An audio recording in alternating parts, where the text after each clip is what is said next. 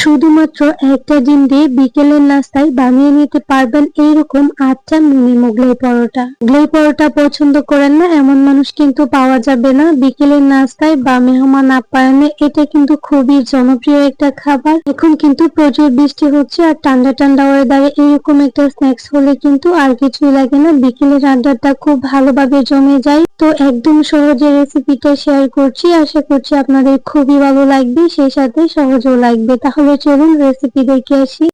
মোগলাই পরোটাটা বানানোর জন্য ফার্স্টে মোগলাই পরোটার জন্য একটা ডো বানিয়ে নিব। আজকে আমি আটা নিয়েছি, চাইলে ময়দাটাও নিতে পারেন। এখানে মেজারমেন্ট কাপের 1.5 কাপ পরিমাণ আটা নিয়েছি। এখন এখানে দিয়ে দিচ্ছি 2 টেবিল চামচ রেগুলার রান্না করা সয়াবিন তেল। আর এখানে কালো কালো দেখতে পাচ্ছেন ওইটা হচ্ছে কালো জিরা। দিয়ে দিচ্ছি কালো জিরা 1 চামচ ছোট চামচের। আর এখানে হচ্ছে দিয়ে দিচ্ছি স্বাদ মতো লবণ। শুকনো উপকরণগুলো কিন্তু খুব ভালোভাবে মেখে নিতে হবে যাতে করে তেলটা খুব ভালোভাবে ময়দার সাথে মিশে যায়। তারপর এখানে অল্প অল্প নরমাল পানি দিয়ে একটা ডো বানিয়ে নেব। এই যে এখানে যে ডোটা বানাচ্ছি এটা কিন্তু নরমাল রুটি পরোটার মতো ডোটা হবে। খুব ভালোভাবে ডোটাকে মুটে নিয়েছি। এখন এটাকে ঢেকে রেখে দিব। আমি এখানে এটাকে ঢাকার জন্য একটা টাওয়াল নিয়েছি, টাওয়ালটাকে ভিজিয়ে তারপর নিংড়িয়ে নিয়েছি।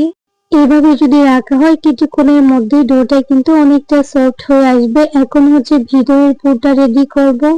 মোগলাই পরোটাটা বানানোর জন্য 1 কাপ পেঁয়াজ কুচি নিয়েছি, সাথে কাঁচামরিচ দিয়েছি বেশ অনেকটাই, প্রায় 1 টেবিল চামচের মতো। একটু জাল জাল না হলে খেতে ভালো লাগবে না। দিয়ে দিয়েছি স্বাদ মতো লবণ। এখন এই উপকরণগুলোকে একটু হাত দিয়ে কচলিয়ে নেব, এতে করে পেঁয়াজটা অনেকটাই সফট হয়ে আসবে। মোগলাই পরোটার এই ডোটা তৈরি করতে আর কিছু দিতে হবে না। যদি আপনাদের কাছে ধনিয়া পাতা কুচি থাকে তাহলে অ্যাড করে দিবেন, এখানে অন্য কোনো মশলা যায় না। এখন এর মধ্যে ডিমটা দিয়ে দিচ্ছি। ডিমটা অবশ্যই রুম টেম্পারেচারের হতে হবে। ডিমটা দিয়ে হালকা করে একটু মেখে নিয়েছি। এখন এক্সট্রা একটা মশলা অ্যাড করব, এটা অপশনাল, চাইলে দিতে পারেন আবার চাইলে স্কিপও করতে পারেন। আমি এখানে দিয়েছি চিলি ফ্লেক্স আর কিছুটা চাট মশলা। ঝালটা অবশ্যই নিজেদের পছন্দ মতো দিবেন। খুব ভালোভাবে মেখে একটা সাইডে রেখে দিচ্ছি। এদিকে আগে থেকে যে ডোটা আমি রেডি করে রেখেছিলাম দেখেন অনেকটাই সফট হয়ে গেছে। বেশি সময় রেস্টে রাখি নাই, 5 থেকে 10 মিনিটের মতো হবে।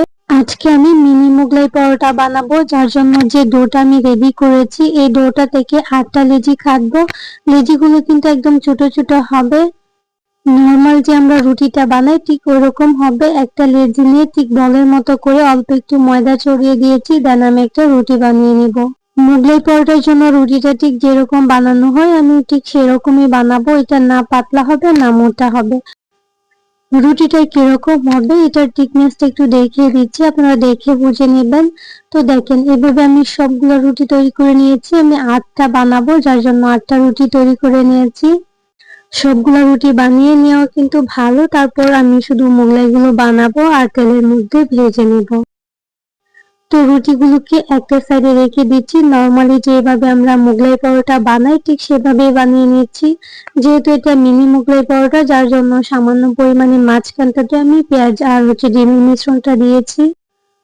অবশ্যই সাইডগুলোতে পানি লাগিয়ে নিতে হবে, না হলে ভাজার সময় কিন্তু ভিতরে পুরোটা বের হয়ে যাবে। ঠিক এইভাবে আমি 4 কোনা করে ভাঁজ করে নিয়েছি। দেন একটা মোগলাই পরোটা হয়ে গেছে।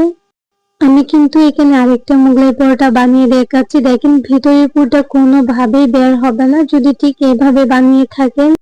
প্রত্যেকটা পরোটা কিন্তু ফুল একদম ডাবল হয়ে যাবে।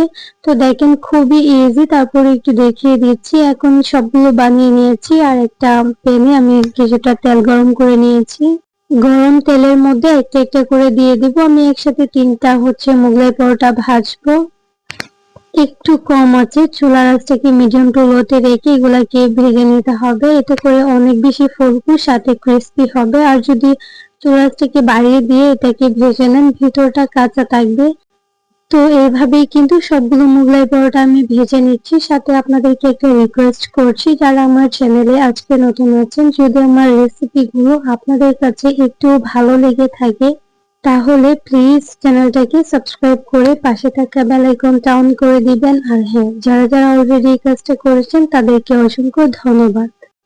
আর যারা আমার আজকের এই রেসিপিটা ফেসবুক পেজ থেকে দেখছেন প্লিজ পেজটাকে ফলো করে দিতে ভুলবেন না। কথা বলতে বলতে সবগুলো নাস্তা কিন্তু হয়ে গেছে। আর দেখেন মাশাআল্লাহ প্রত্যেকটা ফুলে একদম ডাবল হয়ে গেছে। ঝটপট মেহমান আপ্যায়ন বা বিকেলে চায়ের আড্ডায় এরকম যদি আপনি একটা ডিম দিয়ে 8টা মিনি মোগলাই পরোটা বানাতে পারেন তাহলে আর কি লাগে বলেন তো দেখি। আর টেস্টের কথা কি বলবো, দোকানের থেকে কোনো অংশে কম হয় নাই। আজকের রেসিপি এই পর্যন্তই। সবাই ভালো থাকবেন। আল্লাহ হাফেজ। আসসালামু আলাইকুম।